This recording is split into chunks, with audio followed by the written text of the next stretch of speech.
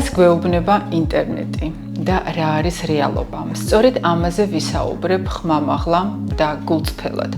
ვისაუბრებთ მის გადანერგვის სფეროში რეკლამის მახეებზე, საფრთხეებზე და დაბალი ფასის მძიმე შედეგებზე.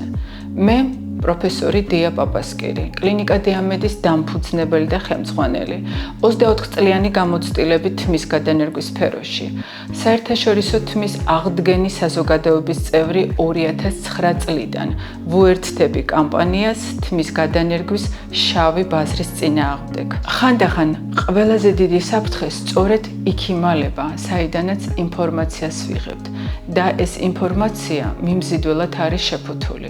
დღეს როცა სოციალური ქსელი სავსეა რეკლამებით, მაგალითად დაპირებებით სწრაფ შედეგზე, ან დაუჯერებლად დაბალ ფასებზე, შეუმჩნეველი რჩება მთავარი უსაფრთხოება. არ მინდა შეგაშინოთ, მაგრამ თმის გადანერგვა ნამდვილად არ არის მხოლოდ ფოლიკულების ანუ გრაფტების მოპოვება და გადატანა გამელოტებულ უბანზე. ეს არ არის ესთეტიური პროცედურა, ეს არის ქირურგია, რომელსაც სჭირდება შესაფერისი გარემო და მაღალკვალიფიციური მედპერსონალი. როცა ფასი დაუჯერებლად დაბალია, ეს უკვე პირველი გამაფრთხილებელი სიგნალია და აუცილებლად უნდა გაგიჩნდეთ კითხვა, სად დაზოგეს?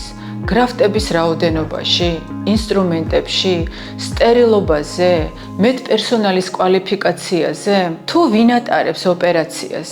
შესაბამისად, დაბალი ფასი ძალიან ხშირად ნიშნავს რისკს. როდესაც გადანერგვას აკეთებს არასერტიფიცირებული პერსონალი, შედეგი შეიძლება იყოს ინფექცია, ნაწიბურები, გრაფტების სიცოცხლის უნარიანობის დაბალი პროცენტი, დაზიანებული სადონორო არე, რომელიც აღარასოდეს აღდგება, არაბუნებრივი შუბლის ხაზი, თმის არასწორი მიმართულება, ფსიქოლოგიური ტრავმა და ასევე დროის და ფულის დაკარგვა. ასე რომ აირჩიეთ საუკეთესო, მაგრამ არა ყველაზე იაფი. გაითვალისწინეთ, არ შეიძლება დაზოგოთ საკუთარ ჯანმრთელობაზე.